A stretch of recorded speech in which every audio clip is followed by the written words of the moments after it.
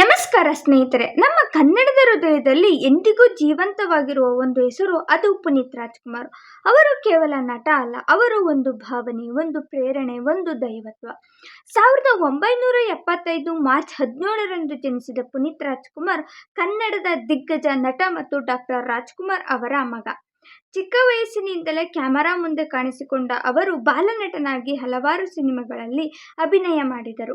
ಅವರ ಬೆಟ್ಟದ ಹೂ ಸಿನಿಮಾ ಅವರಿಗೆ ರಾಷ್ಟ್ರೀಯ ಪ್ರಶಸ್ತಿ ತಂದುಕೊಟ್ಟಿತು. 2002ರಲ್ಲಿ ಬಂದ ಅಪ್ಪು ಸಿನಿಮಾ, ಅದು ಕೇವಲ ಸಿನಿಮಾ ಅಲ್ಲ, ಅದು ಒಂದು ಸಿಡಿಲಿನಂತೆ ಎಂಟ್ರಿ. ಆ ದಿನದಿಂದ ಕನ್ನಡ ಚಿತ್ರರಂಗದಲ್ಲಿ ಹೊಸ ಸ್ಟಾರ್ ಹುಟ್ಟಿದ, ಅದು ಅಪ್ಪು. ಅಭಿ, ಜಾಕಿ, ಪವರ್, ರಾಜ್ಕುಮಾರ್ ಪ್ರತಿ ಸಿನಿಮಾ ಸೂಪರ್ ಹಿಟ್ ಆದವು. ಅವರು ಕೇವಲ ನಟ ಅಲ್ಲ, ಒಬ್ಬ ಸಿಂಗರ್, ಒಬ್ಬ ಟಿವಿ ಹಾಸ್ಟೆಲ್, ಒಬ್ಬ ಪ್ರೊಡ್ಯೂಸರ್. ಯಾವ ಕೆಲಸ ಮಾಡಿದರೂ ಪರ್ಫೆಕ್ಷನ್. ಅವರ ದೊಡ್ಡ ಗುಣ ಅವರ ಹೃದಯ. 1000ಕ್ಕೂ ಹೆಚ್ಚು ಮಕ್ಕಳಿಗೆ ಶಿಕ್ಷಣ, ಅನೇಕ ಆಶ್ರಮಗಳಿಗೆ ಸಹಾಯ.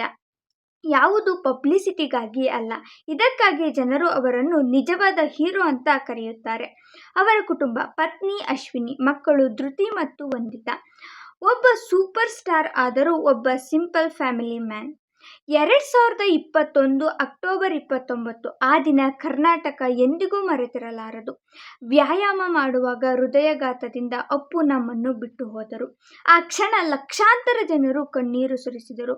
ಅವರ ಕೊನೆಯ ಸಿನಿಮಾ ಗಂಧದ ಗುಡಿ, ಅದು ಕೇವಲ ಸಿನಿಮಾ ಅಲ್ಲ, ಕರ್ನಾಟಕದ ಪ್ರಕೃತಿ ಮೇಲೆ ಅವರ ಪ್ರೀತಿ.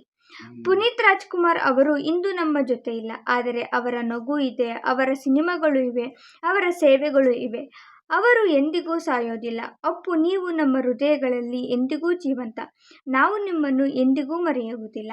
ಈ ವಿಡಿಯೋ ನಿಮಗೆ ಇಷ್ಟ ಆದರೆ ಲೈಕ್ ಮಾಡಿ, ಶೇರ್ ಮಾಡಿ, ಹಾಗೆ ನಮ್ಮ ಚಾನಲ್ನ ಸಬ್ಸ್ಕ್ರೈಬ್ ಮಾಡಿ. Thank you.